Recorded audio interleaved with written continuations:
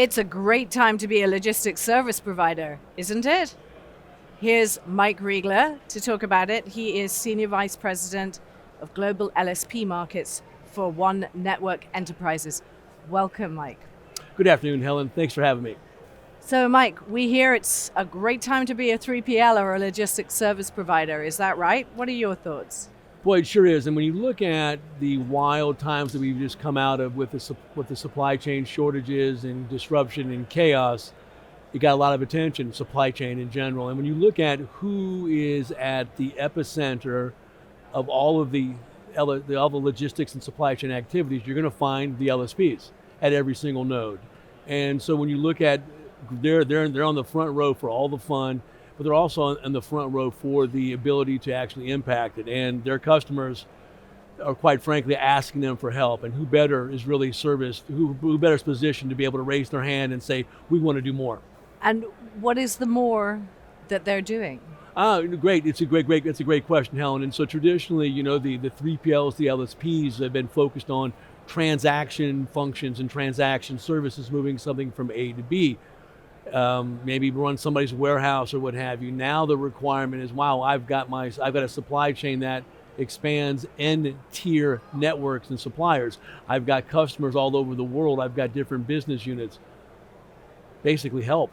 And so now they're looking to do is to be able to take it more end-to-end, not just from a particular transaction, but bring it more end-to-end and get into, inventory type related situations, get into more risk and resilience, get into more sustainability. This is far more that it's a great time for transforming to not your uncle's LSP anymore. Thank you, Mike. It sounds like we're talking about bringing many complex elements together. I think what's often referred to as orchestration. Is that something that you see growing? It sure is. And so when you look at somebody, you look at the customers, these global shippers and their networks, there are many, many people involved, many systems, many functions. And when you say when these companies are raising their hands for help, it has to be an orchestration play that goes across these various entities. And guess what? It might not even be something that you're doing, but you have to orchestrate other parties.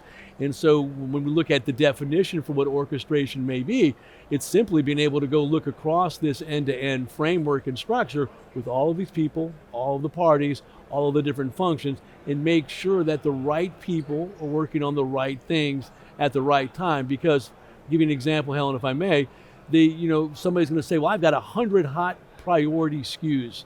Help. Well, are they all 100 hot? Are they all 100 in peril? How do you ascertain which ones are the right ones that matter? And that's where I think the 3PLs who are at this epicenter of all these activities can really provide value. That's what being able to work on the right things at the right time, that's going to have immense value for the global shipping community.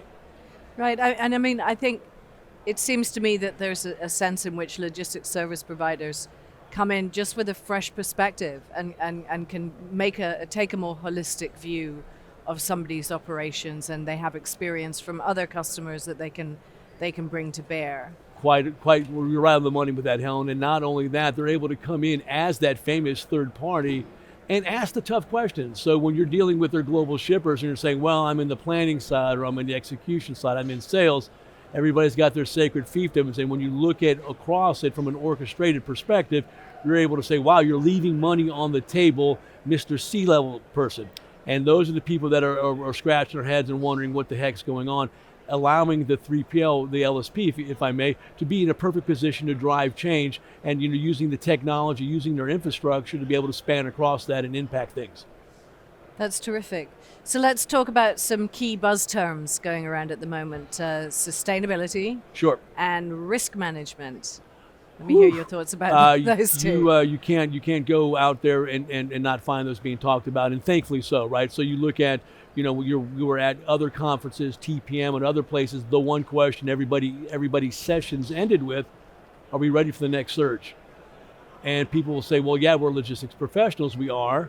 However, are those frameworks in place? Is it going to be enough to say, yes, we can do it and respond, but can it be responsive all the way to the customer's door? Can it be responsive all the way to the supplier's dock? That's where people they're not ready for that. So that's going to be from that risk perspective to be able to go in and how do we handle that? How do we respond quicker? Sustainability, well, you know it's coming, and it's going to be here to stay, and thankfully so.